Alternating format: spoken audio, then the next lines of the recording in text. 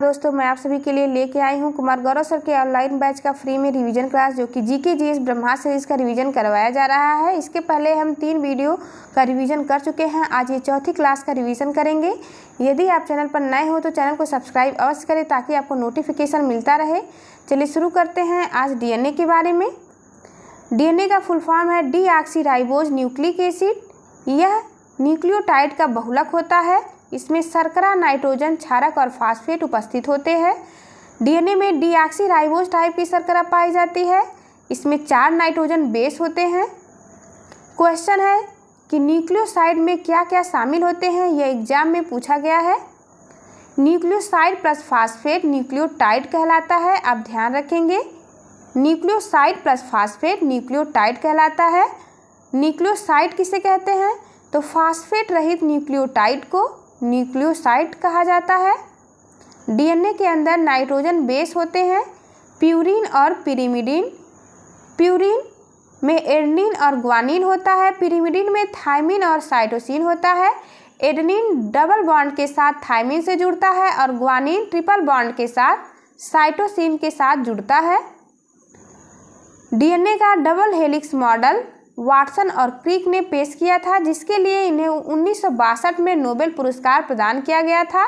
ऐसा कहा जाता है कि विल्किंस की डेटा चोरी किया था वाटसन और क्रिक ने, इसलिए इन तीनों वैज्ञानिकों को एक साथ नोबेल पुरस्कार प्रदान किया गया था 1962 में।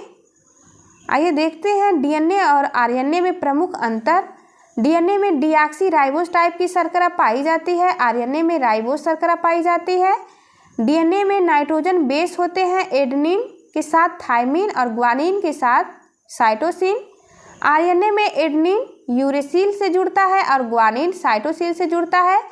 मुख्य अंतर है, आप ध्यान देंगे, डीएनए में एडेनिन के साथ थायमिन, लेकिन आरएनए में एडेनिन के स्थान एडेनिन यूरेसिल से जुड़ता है। यानी कि मुख्य अंतर है, डीएनए में एडेनिन थायमिन से जुड़ता है और आरएनए में यह यूरेसिल से जुड़ता है। ये एग्जाम में कई बार क्वेश्चन पूछा गया है, इसलिए आप इसे विशेष ध्यान देंगे। व्यक्ति की एक कोशिका के अंदर केंद्रक पाया जाता है और केंद्रक में उपस्थित क्रोमैटिन थ्रेड का छोटा पार्ट गुणसूत्र कहलाता है। गुणसूत्र का छोटा खंड डीएनए और डीएनए का एक छोटा खंड जीन कहलाता है। जीन विशिष्ट लक्षणों का निर्धारण करता है। जीन के बारे में कुछ प्रमुख पॉइंट्स देखते हैं जो कि एग्जाम में पूछा गया है। यह डीएनए का खंड होता है। यह विशेष लक्षणों का निर्धारण करता है। गुणसूत्र वंशागति का वाहक कहलाता है।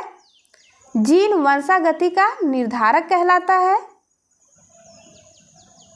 यूपीएससी में पूछा गया क्वेश्चन, ट्रांसक्रिप्शन और ट्रांसलेशन क्या है?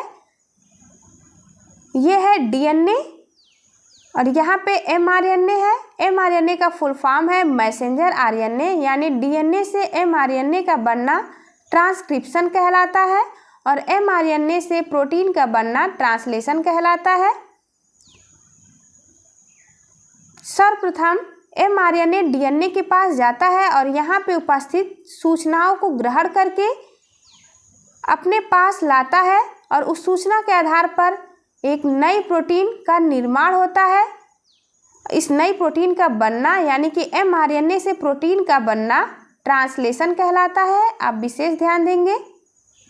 नोट पॉइंट में देखते हैं, डीएनए से आनुवांशिक सूचना एमआरएनए द्वारा प्राप्त करना ट्रांसक्रिप्शन कहलाता है। दूसरा पॉइंट है, एमआरएनए को प्राप्त सूचना के आधार पर प्रोटीन का निर्माण करना ट्रांसलेशन कहलाता है।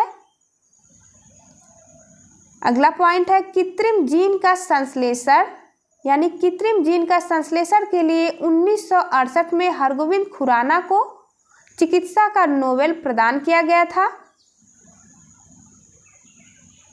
अगला पॉइंट है, यहाँ हम देखेंगे कोशिका विभाजन क्या होती है। तो कोशिका विभाजन 3 प्रकार की होती है। असूत्री कोशिका विभाजन यानी एमाइटोसिस, दूसरा है समसूत्री कोशिका विभाजन यानी माइटोसिस और तीसरा है अर्धसूत्री कोशिका विभाजन यानी मियोसिस। असूत्री यानी एमाइटोसिस सेल डिवीजन जीवाणु प्रोटोजोआ शैवाल में होता है और समसूत्री कोशिका विभाजन कायिक कोशिका यानी सोमैटिक सेल में होती है। अर्धसूत्री कोशिका विभाजन जर्म सेल यानी कि जनन कोशिका में होती है। समसूत्री कोशिका विभाजन कायिक कोशिका में होती है। जनक कोशिका से संतति कोशिका में गुणसूत्र की संख्या समान रहेगी। ये ध्यान देने वाली बात है, आप इसे अवश्य ध्यान देंगे। जनन कोशिका अंडाणु और शुक्राणु में अर्धसूत्री कोशिका विभाजन होता है। संतति कोशिका में यानी डॉटर सेल गुणसूत्र की संख्या आधी हो जाती है। आप यहाँ देख सकते हैं 46 गुणसूत्र जो कि जनन कोशिका ये पेरेंट सेल में 46 गुणसूत्र होते हैं। हर सेल डिवीजन के पहले इसकी संख्या 2 गुना हो जाती है, यानी कि 46 में 2 से मल्टीप्लाई करेंगे तो 92 गुणसूत्र होंगे और यह डिवाइड होकर के ये 2 भाग में बढ़ जाएगा जिसमें 46 गुणसूत्र हो जाते हैं। इस प्रकार के डिवीजन को माइटोसिस कहा जाता है, यानी एक सेल से 2 सेल का बनना माइटोसिस कहलाता है। और दूसरी तरफ देखते हैं अर्धसूत्री कोशिका विभाजन।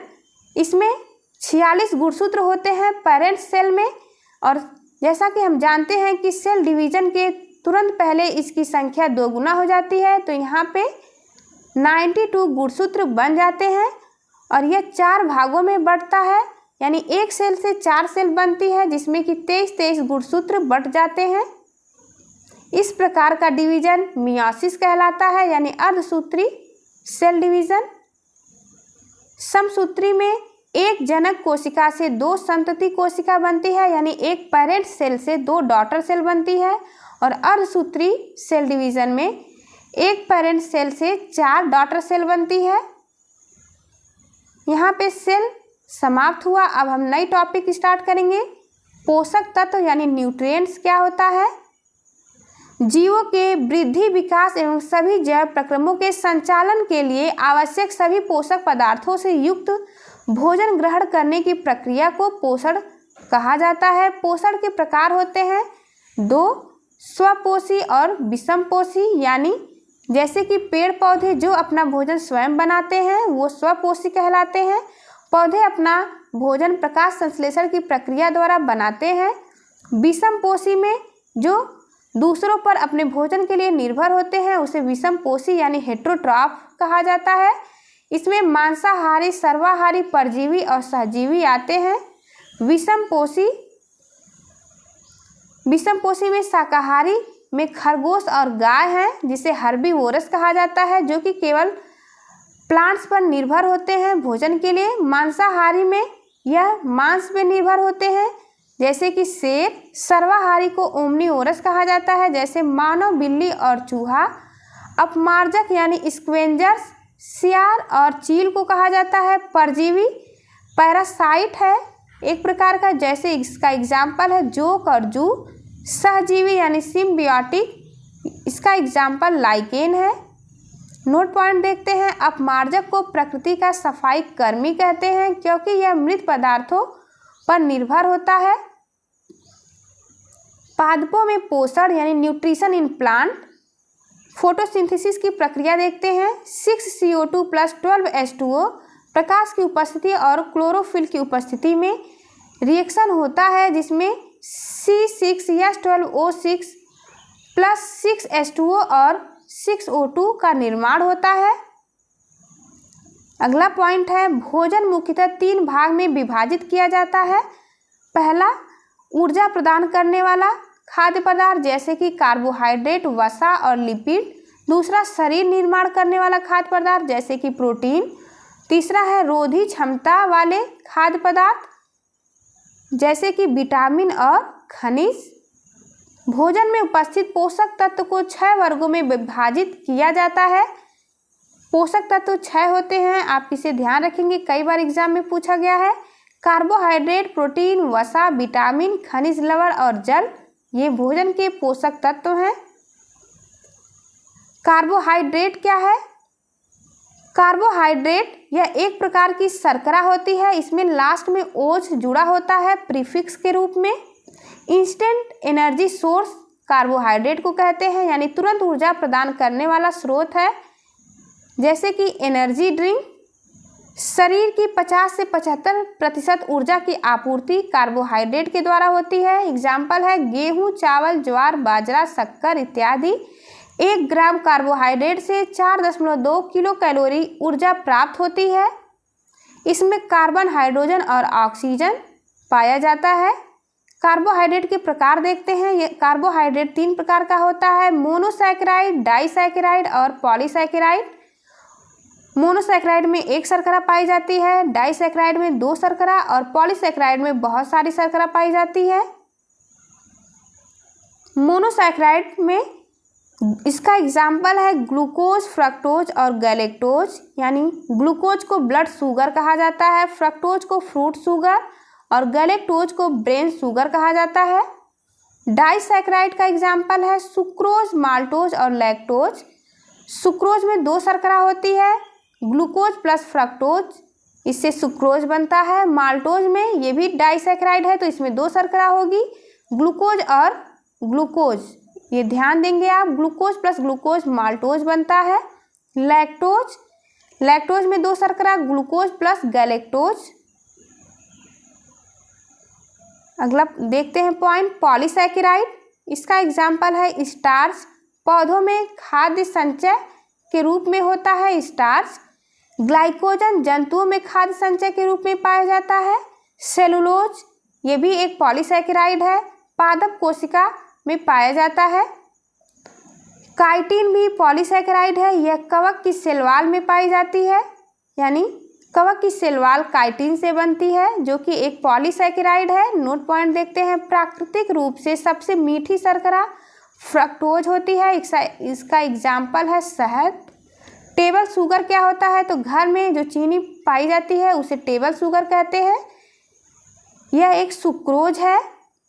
इसे केन शुगर भी कहा जाता है, यह गन्ने से प्राप्त किया जाता है इसलिए इसे केन शुगर भी कहते हैं। मिल्क शुगर को लैक्टोज कहते हैं। सभी कार्बोहाइड्रेट मीठे नहीं होते हैं, ये नोट पॉइंट है। एक जरूरी सूचना, कुमार गौरव सर की फुल पत्ती वाली क्लास यानी करंट अफेयर का रिवीजन 10 मिनट में डेली यहाँ करवाया जाता है। यदि आप देखना चाहते हैं तो अवश्य देखें। Thank you for watching. चलिए मिलते हैं आपसे अगली वीडियो में, तब तक के लिए नमस्कार।